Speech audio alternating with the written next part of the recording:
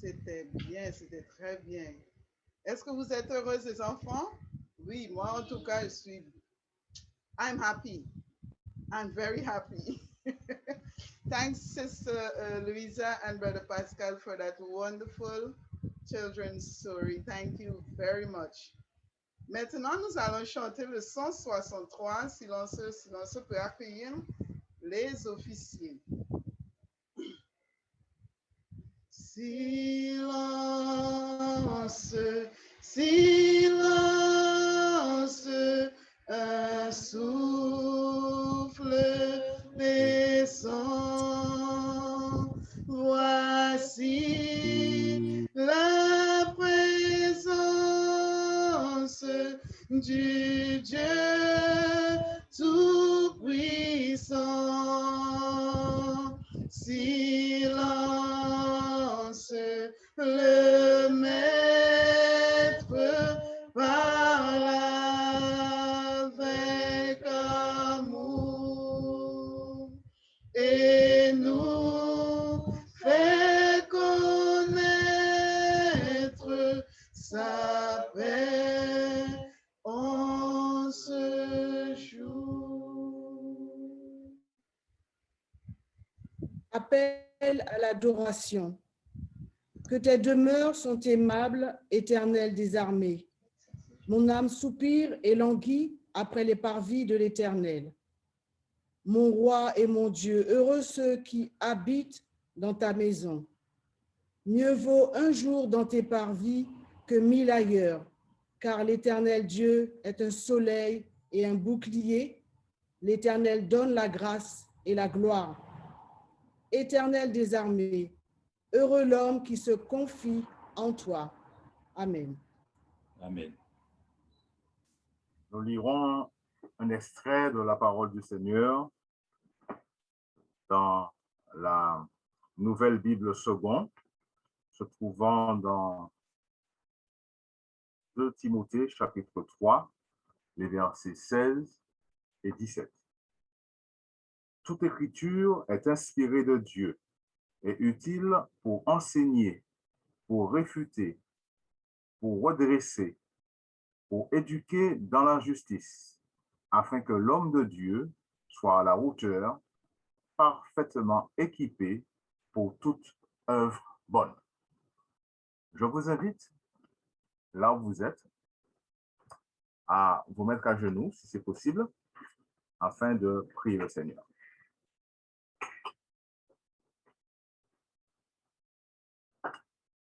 Dieu Tout-Puissant, Dieu de miséricorde, Dieu d'amour, nous te remercions pour tes grâces infinies envers nous pendant cette semaine.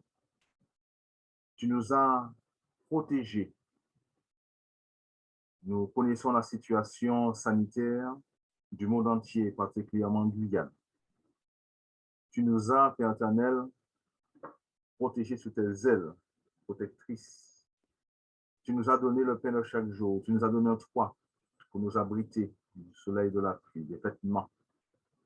C'est une grâce infinie envers chacun de tes enfants.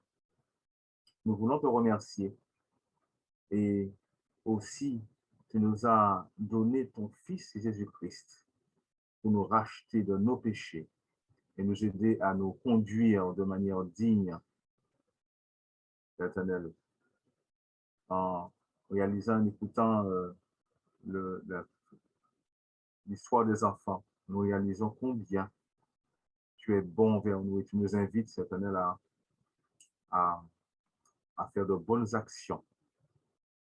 Nous croyons que tu continueras à nous bénir et c'est pour ça que nous voulons t'adorer, nous voulons te salmodier, nous voulons te glorifier. Fais cela pour nous et enlève en nous tout ce qui pourrait entraver l'action de cet esprit dans nos cœurs. Pardonne nos péchés, Père éternel. Nous voulons et nous pensons à ceux qui sont malades, qui sont atteints d'une manière ou d'une autre, soit physiquement, soit spirituellement. Nous croyons que ta toute puissance peut agir dans leur chair, dans leur esprit, éternel, et dans leur motivation pour toi. que tu puisses nous aider, nous qui sommes présents, à les accompagner, à les fortifier, que nous soyons les instruments entre tes mains. Bénis les dîmes et les offrandes que nous avons emmenées, ou du moins que nous avons l'intention de te donner, Père éternel. Nous croyons aussi que par ce bien, beaucoup d'âmes se donneront à toi. Que tu puisses bénir le pasteur Capricorne qui aura le privilège de nous parler de ta part. Touche les cœurs de chacun et prédispose nos cœurs afin d'être à l'écoute de ta parole de vérité, afin de la mettre en pratique et de la partager autour de nous. Garde-nous, fortifie-nous et accompagne-nous pendant ce culte de l'adoration. Ce sont les grâces que nous te demandons, non pas notre intime de prier, mais notre Fils Jésus. Amen.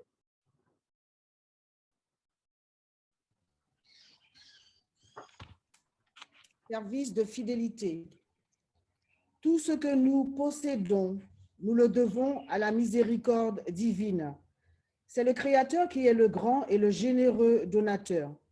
Il manifeste à tous son amour par sa munificence, c'est-à-dire la grandeur sans limite de son amour pour nous. Tout est à lui, et ce n'est pas parce qu'il a besoin de quoi que ce soit qu'il nous demande de lui réserver une part de nos biens. Il nous a donné un temps de grâce pendant lequel nous pouvons former notre caractère en vue des cours célestes. Cet extrait est tiré de Témoignages, volume 3, page 40.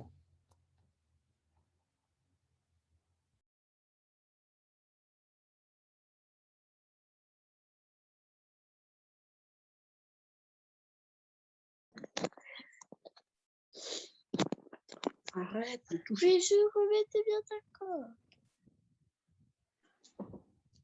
Ok. Bon, nous allons chanter encore à la gloire du Seigneur.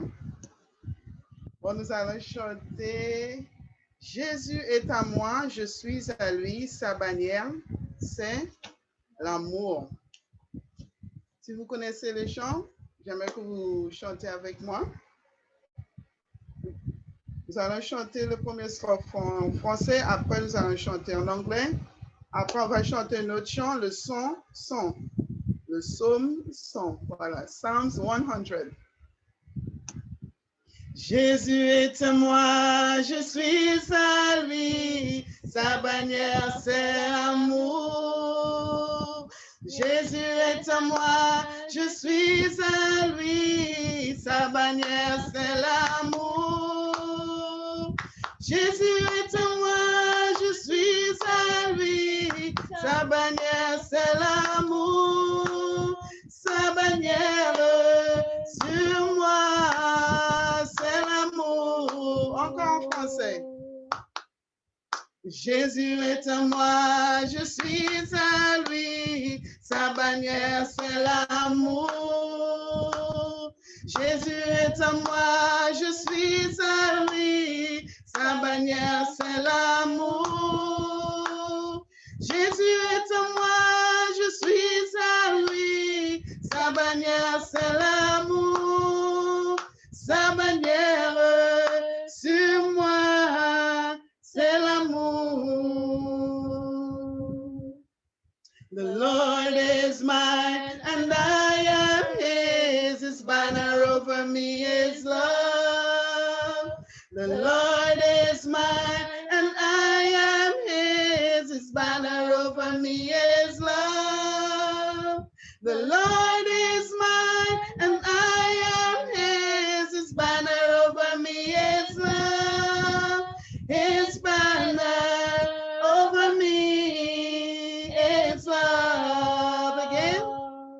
The Lord is mine and I am his banner over me is love.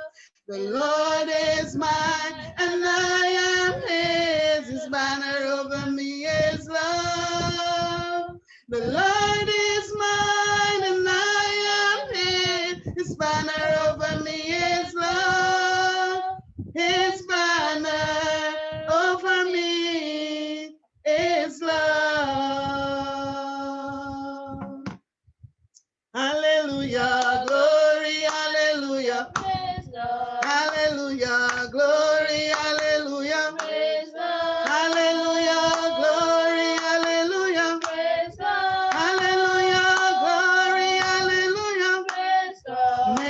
joyful noise unto the Lord. Praise God. All ye land. Praise God. Serve the Lord with gladness. Praise God. Come before his presence with singing. Praise God. Know ye that the Lord is God. Praise God. It is he that had made us, Praise God. and not we ourselves. Praise God. We are his people and the sheep of his pasture. Praise God. Enter into his gates with thanksgiving, Praise God. and into his courts with praise. Praise God. Be thankful unto him, Praise God. and bless his holy name. Praise God. For the Lord, he is good, Praise God. and his mercy is everlasting, Praise God. and his truth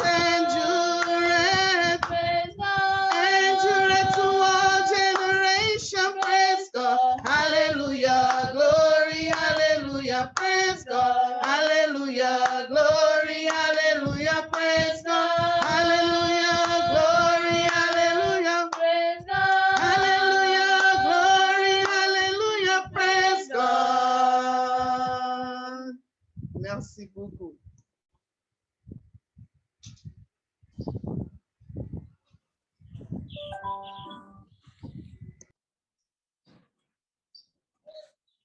Bonjour à tous. Bonjour à tous et à toutes. Ce matin, Eden Church, nous voulons vous encourager à toujours compter sur Dieu, car lui seul est fort et capable de nous sortir de peu importe les situations que nous traversons. I hope you enjoy the music.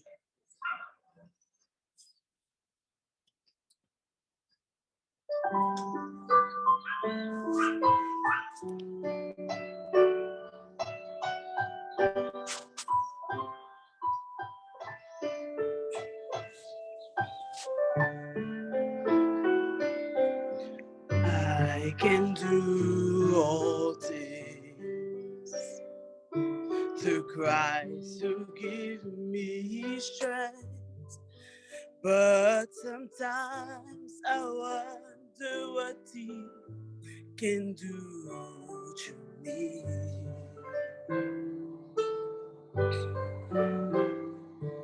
No great success to show, and no glory on my own. Yet in my weakness, he is there to let me know. His strength is perfect when all the strength is gone. He'll carry us when we can carry on. Raised in his power, the weak become strong.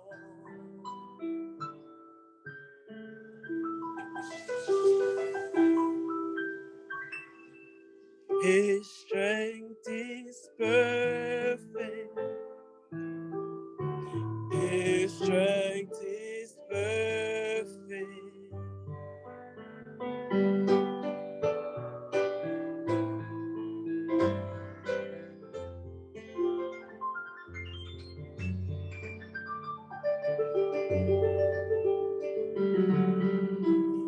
We can only know the power that he owns when we truly see how deep our weakness grows.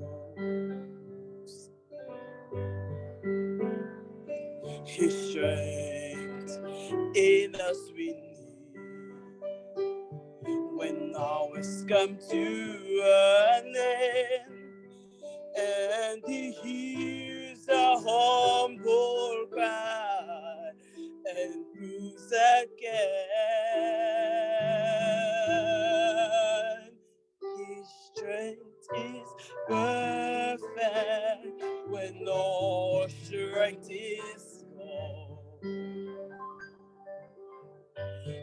will carry us when we can carry on, raised in His power till we become strong. His strength is perfect. His strength is perfect. Raised in His power till we become strong.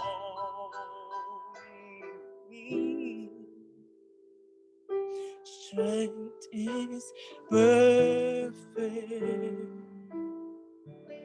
His strength is perfect.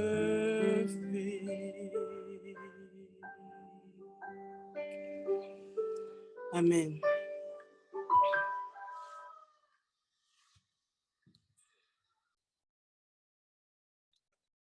Merci beaucoup à Odessa pour ce magnifique chant. Merci à tous ceux qui ont participé depuis ce matin dans notre programme et qui ont permis que nous ayons pu être ensemble, être réunis en dépit des circonstances dans lesquelles nous nous trouvons et qui nous permettent donc d'adorer tous ensemble. En ce matin, nous allons lire et découvrir ensemble un passage de l'épître de Paul à Timothée. C'est la seconde épître de Paul à Timothée et le chapitre 3. Nous verrons ensemble ce texte-là sous l'intitulé « Afin que l'homme de Dieu soit accompli ». Afin que l'homme de Dieu soit accompli. Je vous invite donc maintenant à incliner la tête avec moi pour une courte prière avant que nous ne démarrions cette étude. Éternel, notre Père, notre Dieu, nous te remercions de ce que dans ton amour, chaque jour, à chaque instant, tu nous assistes, tu nous accompagnes, tu nous invites, tu nous montres le chemin, tu parles à notre oreille pour nous donner le conseil et tu nous montres la voie que nous devons suivre. Père éternel, dans les temps troublés que nous vivons actuellement, nous savons que tu es et que tu demeures notre seul et unique recours. Et c'est pourquoi nous venons maintenant à toi en confiance, afin que ta parole nous soit dévoilée, afin que ta parole soit pour nous claire et que surtout qu'elle soit acceptée de nous, afin que nous soyons ainsi transformés à ton image. En Jésus, nous t'avons prié et que toute gloire te revienne. Amen. J'aimerais donc que vous puissiez ouvrir avec moi donc vos Bibles dans la seconde épître de Paul à Timothée et au chapitre 3. Et nous lirons ces versets au fur et à mesure que nous les découvrirons pour pouvoir entrer dans la profondeur du message que l'apôtre Paul adressait à Timothée, mais qu'il adresse en quelque sorte à chacun d'entre nous qui sommes les croyants d'aujourd'hui. Donc, nous allons tout d'abord lire les versets 1 à 5. Voilà ce qui est dit. Sache que dans les derniers jours, il y aura des temps difficiles, car les hommes seront égoïstes, amis de l'argent, fanfarons, hautains, blasphémateurs, rebelles à leurs parents, ingrats, irréligieux, insensibles, déloyaux, calomniateurs, intempérants, cruels, ennemis des gens de bien, traîtres, emportés, enflés d'orgueil, aimant le plaisir plus que Dieu, ayant l'apparence de la piété, mais reniant ce qui en fait la force. Éloigne-toi de ces hommes-là. Donc, dans cette première partie de son message à Timothée, l'apôtre Paul fait ici une description des caractéristiques des hommes des derniers temps.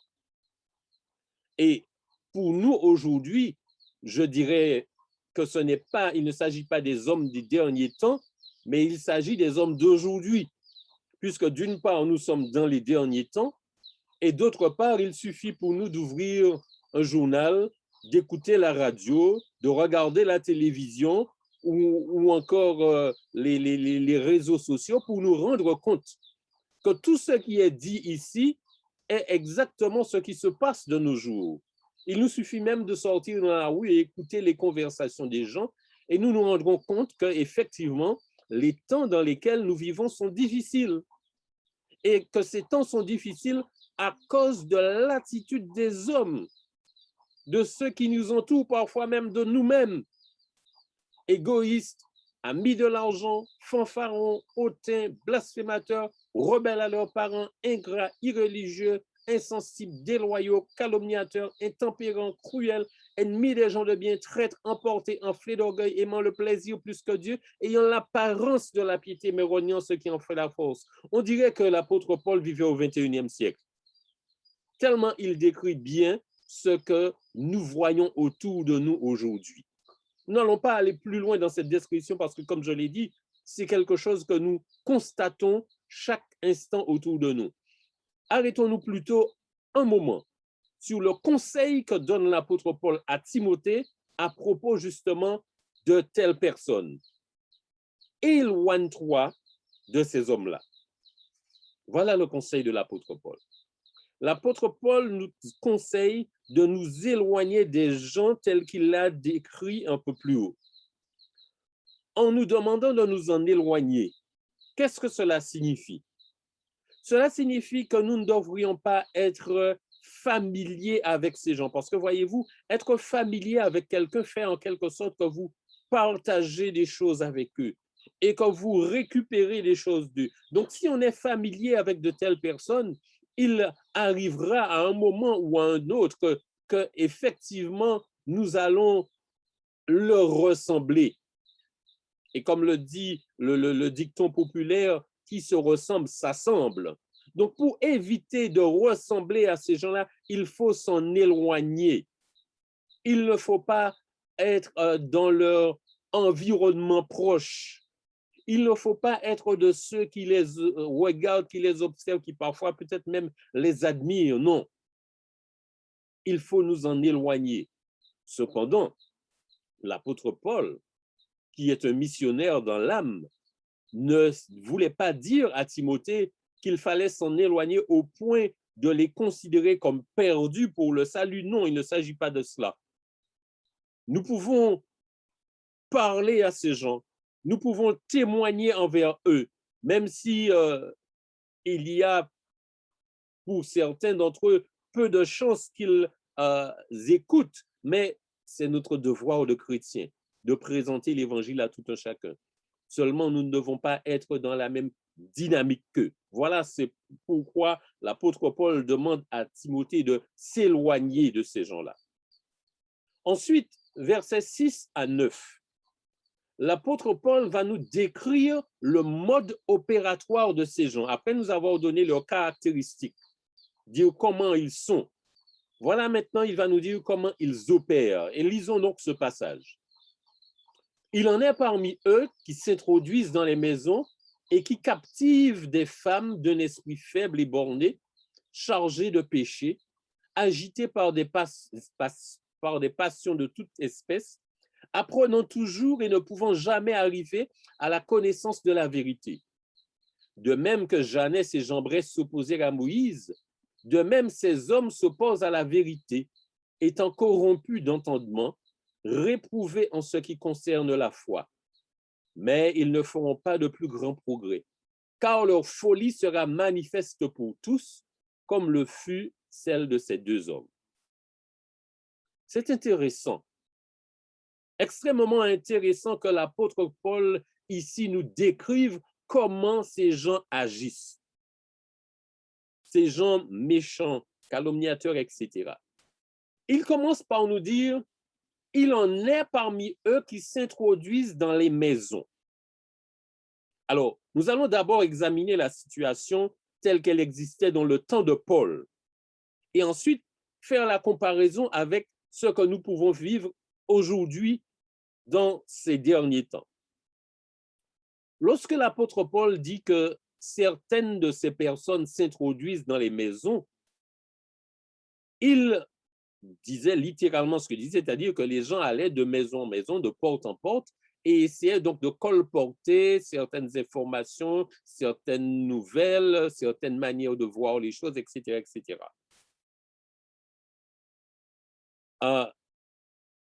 Aujourd'hui, ces mêmes personnes décrites plus haut s'introduisent également dans les maisons. Seulement, elles ne le font pas de la même manière que du temps de Paul. C'est-à-dire qu'elles ne vont pas, ou qu'elles ne vont plus, puisque cette manière de faire n'est plus d'actualité, elles ne vont plus de porte en porte. Mais elles s'introduisent tout de même dans les maisons. Et je dirais même qu'elles s'introduisent dans toutes les maisons, alors que du temps de Paul, certainement ces gens s'introduisaient dans certaines maisons. Mais aujourd'hui, elles s'introduisent dans toutes les maisons. Savez-vous comment? Savez-vous comment le discours de ces gens méchants, pernicieux, s'introduisent dans toutes les maisons? Par des moyens très simples, qui se trouvent justement dans toutes les maisons.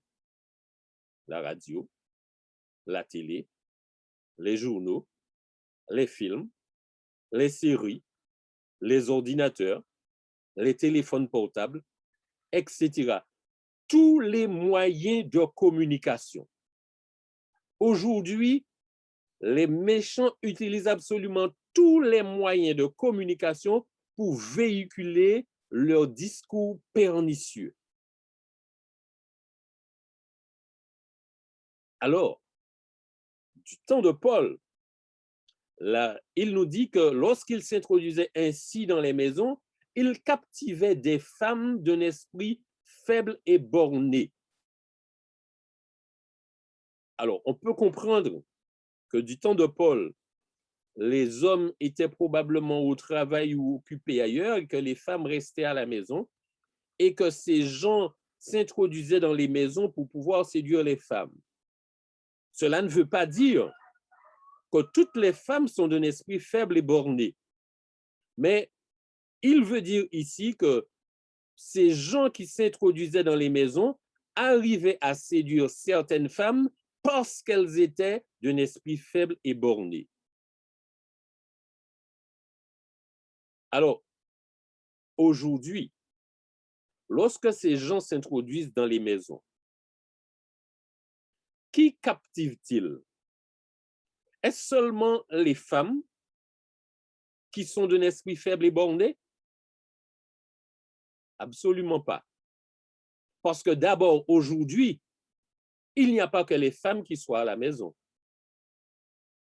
Tout le monde est à la maison, puisque les moyens qu'ils utilisent, comme nous venons de dire, sont utilisés par tout le monde. Et même quand on n'est pas à la maison, on les utilise encore, tel le téléphone portable.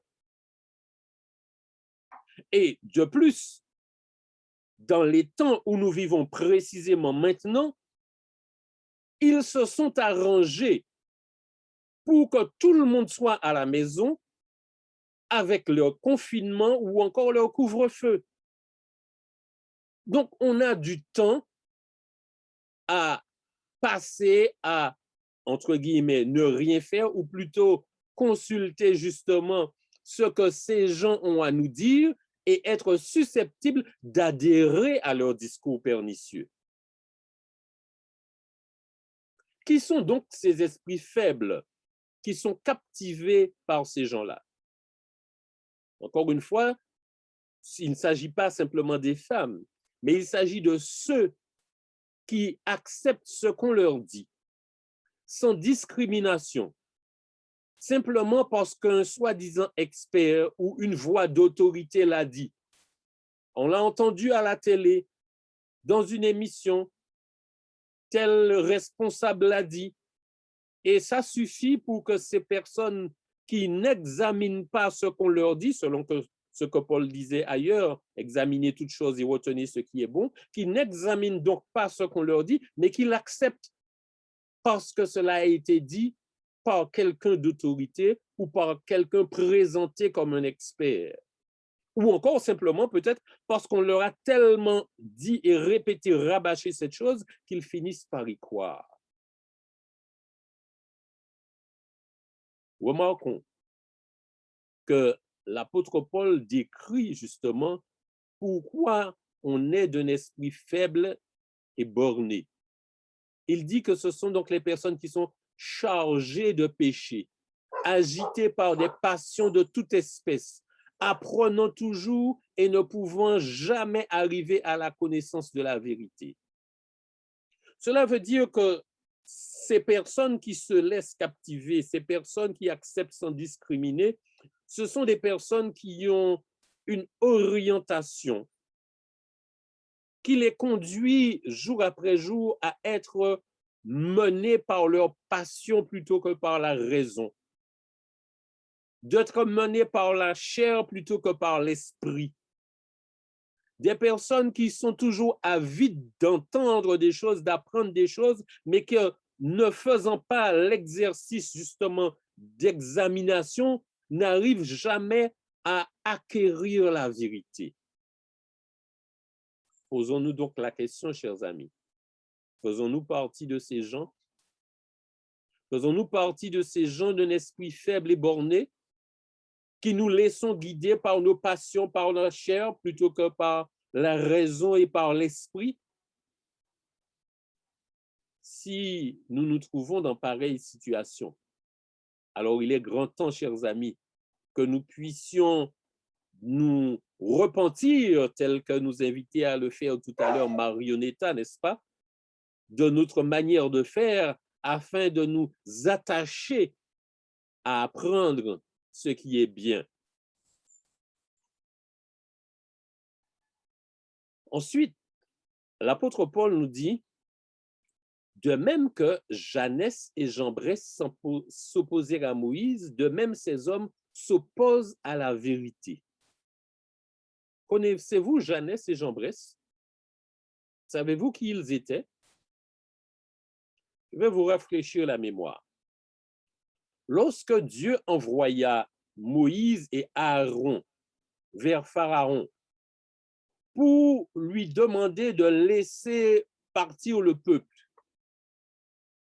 et que Dieu, sachant que Pharaon n'écouterait pas ce que diraient Moïse et Aaron, Dieu leur avait donné un certain nombre de choses qu'ils devaient faire, des prodiges qu'ils devaient faire devant Pharaon, afin de lui montrer justement la capacité de Dieu à faire des choses extraordinaires.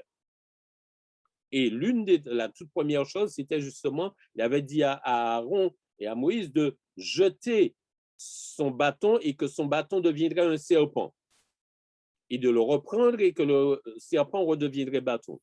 Et c'est ce que Aaron et Moïse ont fait devant Pharaon. Mais vous savez quoi? Les magiciens de Pharaon ont fait exactement la même chose. Et les magiciens en question, c'était Janès et Jambres.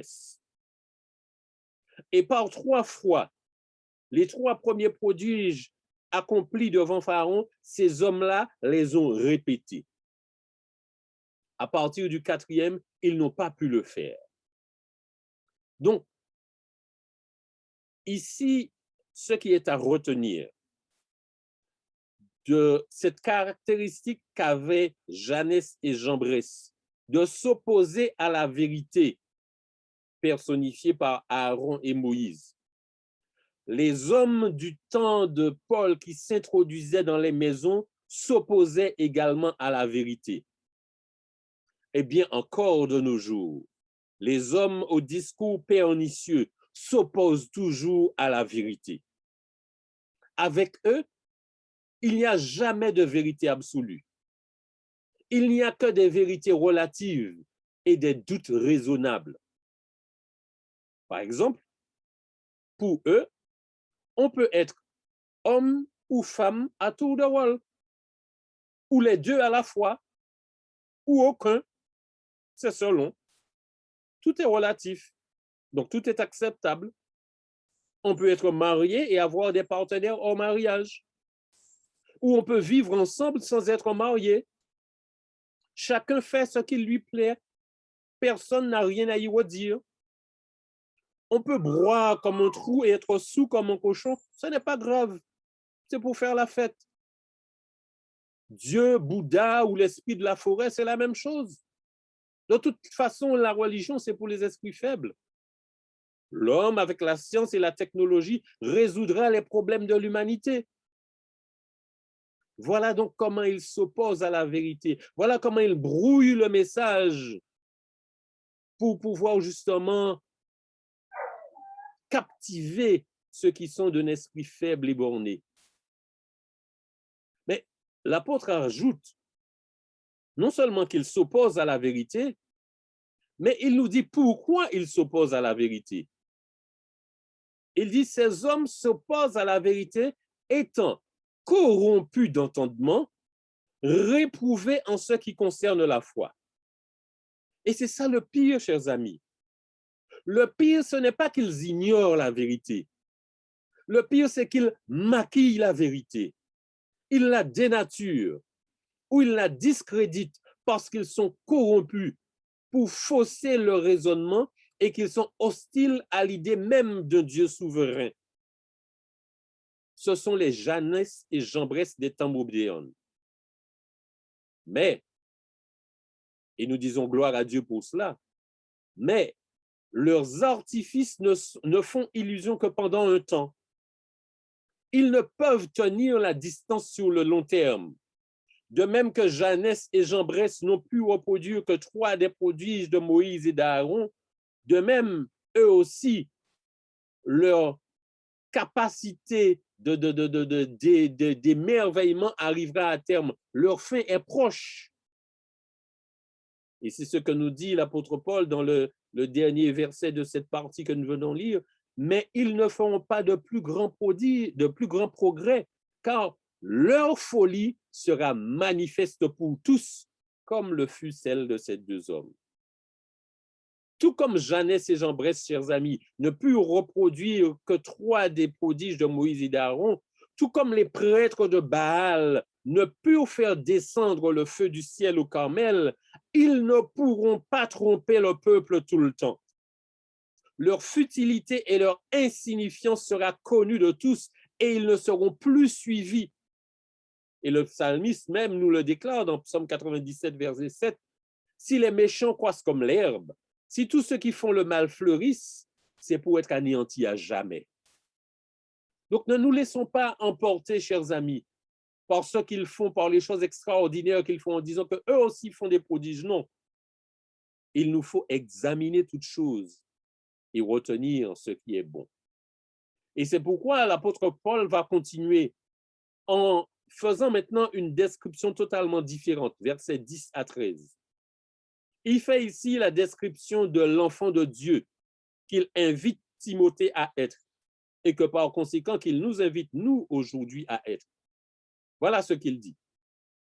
Pour toi, tu as suivi de près mon enseignement, ma conduite, mes résolutions, ma foi, ma douceur, ma charité, ma constance, mes persécutions, mes souffrances.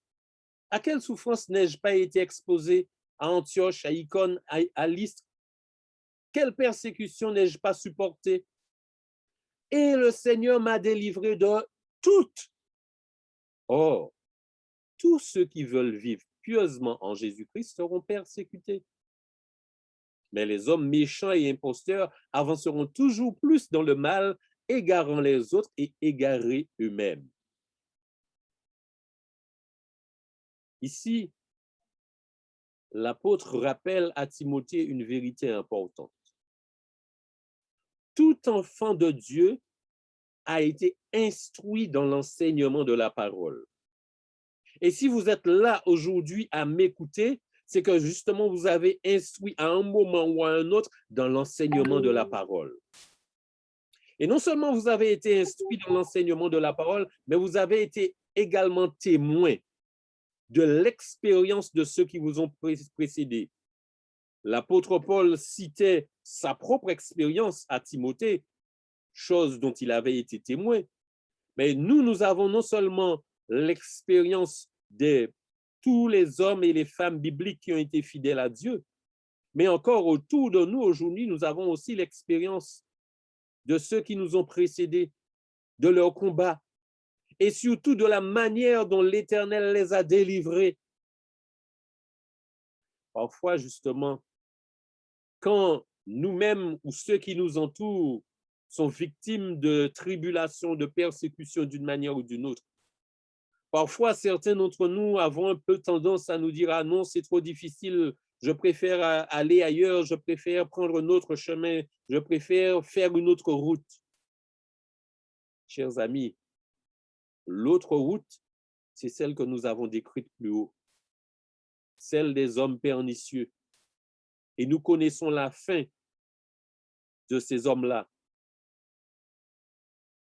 Ils seront anéantis à jamais, nous dit le psalmiste. Endurons de préférence les tribulations et la persécution, parce que la vérité est que tous ceux qui veulent vivre pieusement en Jésus-Christ seront persécutés. Mais la persécution n'est pas l'anéantissement, chers amis. Puisque comme pour l'apôtre Paul, l'Éternel nous délivrera de toutes ces persécutions. Certes, ces persécutions ou ces tribulations peuvent aboutir à la mort, comme pour Étienne et comme pour plusieurs martyrs, mais la délivrance promise par l'Éternel n'est pas qu'une délivrance passagère ici-bas, c'est la délivrance éternelle. Donc, demeurons fidèles. Parce que la voie des méchants, celle que certains d'entre nous parfois contemplent, la voie des méchants ne fait que s'enfoncer de plus en plus dans le mal. Les hommes méchants et imposteurs, dit-il, avanceront toujours plus dans le mal, égarant les autres et égarés eux-mêmes. Donc, soyons fidèles. Suivons le conseil de Paul. Et pour terminer, voilà ce qu'il dit dans cet extrait de l'Épître, versets 14 à 17. 3. Demeure dans les choses que tu as apprises et reconnues certaines, sachant de qui tu les as apprises. Dès ton enfance, tu connais les saintes lettres qui peuvent te rendre à salut par la foi en Jésus-Christ. Toute écriture est inspirée de Dieu et utile pour enseigner, pour convaincre, pour corriger, pour instruire dans la justice, afin que l'homme de Dieu soit accompli et propre à toute bonne œuvre. Voilà donc l'exhortation de Paul à Timothée, l'exhortation de Paul à chacun d'entre nous aujourd'hui, l'exhortation de Dieu à chacun de ses enfants. Demeure dans ce que t'ont appris les gens de confiance. Quand il dit demeure dans les choses que tu as apprises et reconnues, sachant de qui tu les as apprises, c'est important, chers amis. Il veut nous dire ici de ne pas prêter attention et de ne pas faire confiance à ceux qui s'introduisent dans les maisons. Ces gens-là, nous ne savons pas qui ils sont. Ils se présentent sous forme d'agneaux, mais ce sont des loups ravisseurs. Faisons confiance à ceux que nous connaissons, ceux qui nous ont appris les Écritures, à la maison, à l'église, ou encore à l'école pour ceux qui fréquentent l'école chrétienne. Demeurons dans ce que nous ont appris les gens de confiance, les gens que nous connaissons, les gens qui nous aiment et que nous aimons. Tu as été instruit dans la parole qui conduit au salut, dit-il à Timothée. Alors, persévère dans l'étude de sa parole, de cette parole, car elle seule est inspirée de Dieu. Elle seule est destinée à t'enseigner, te convaincre, te corriger et t'instruire. Elle seule a pour objet ton épanouissement et ton aptitude à œuvrer sous l'égide de Dieu. Donc, les moments dans lesquels nous vivons, ce sont les derniers temps. Ce sont des temps difficiles où tout autour de nous, il y a des hommes et des femmes qui s'introduisent dans les maisons par des voies détournées, qui produisent un discours pernicieux destiné à nous éloigner de la vérité, parce que ceux-là eux-mêmes sont opposés à la vérité, parce qu'ils sont corrompus et ils sont réprouvés par rapport à la foi, c'est-à-dire qu'ils sont hostiles à Dieu.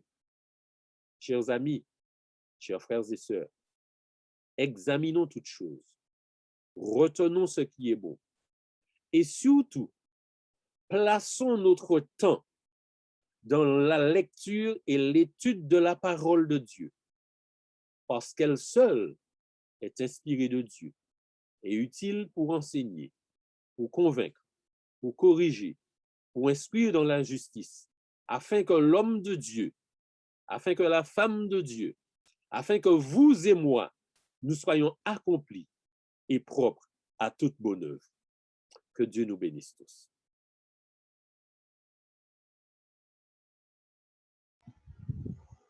Amen. Merci beaucoup, pasteur, pour le sermon. Bon, nous allons faire un petit medley. On va chanter le numéro 43. Je veux chanter. Après, on va mixer en anglais. I will sing of Jesus' love. That is numéro 100. Combien? 183. Alors, on va faire un petit mixage. Je veux chanter l'amour puissant qui sauve et qui délivre, qui remplit mon cœur maintenant de joie et me fait vivre. Je veux chanter, chanter de tout mon cœur l'amour de Dieu, l'amour de mon sauveur. I will sing of Jesus, love, sing of him who first loved me, for he left bright ones above and died on Calvary. I will sing of Jesus' love and his praise. My heart shall give, he has died that I might live. I will sing his love to me. Deuxième fois. Je veux chanter l'amour vainqueur qui, malgré ma faiblesse, peut me donner à moi, pécheur, la victoire sans cesse. Je veux chanter, chanter de tout mon cœur l'amour de Dieu, l'amour de mon sauveur. Dernier. Je veux chanter le tendre amour qui dans les jours de peine prend le poids du chagrin moelleux, console et rassure. Je veux chanter, chanter de tout mon cœur l'amour de Dieu, l'amour de mon sauveur. Amen. Je vous invite à incliner la tête pour la bénédiction. Éternel, notre Père, notre Dieu, merci de nous avoir instruits, merci de nous avoir édifiés, merci de nous avoir ouvert les yeux et merci de nous encourager jour après jour à te rechercher dans l'étude de ta parole, à chercher à te connaître et à te ressembler, à nous éloigner des hommes méchants et à aimer la vérité, afin d'être où tu nous as placés, des lumières pour celles et ceux qui ont besoin de te connaître, de t'aimer et de te servir. Accorde-nous ta grâce et ta paix. Renvoie chacun d'entre nous de ce moment avec ta grâce et ta bénédiction et permets que où que nous soyons, quoi que nous fassions, on nous reconnaisse toujours pour tes enfants. Nous te remercions d'avoir entendu et d'avoir exaucé notre prière car nous te l'avons présentée au nom de Jésus et que toute gloire soit à toi. Amen.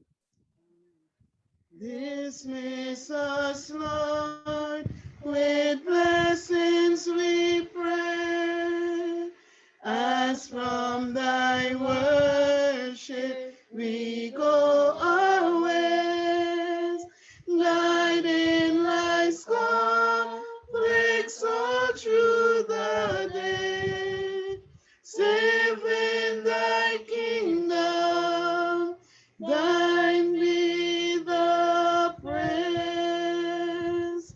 Amen.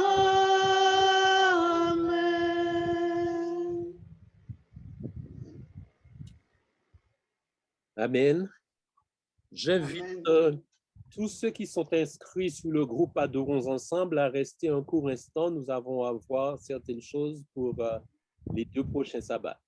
Et à chacun, bonne fin de sabbat, que Dieu vous bénisse. Amen.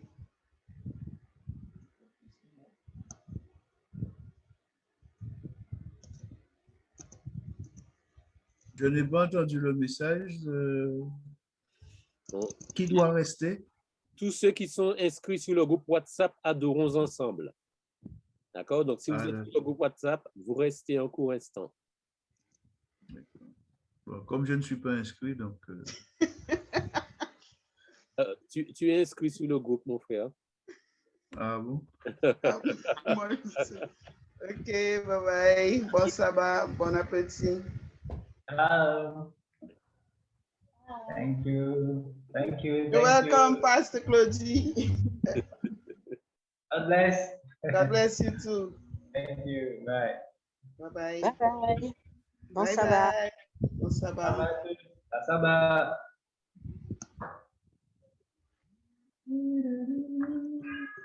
Bye bye. Bon sabbat à tous. Ciao.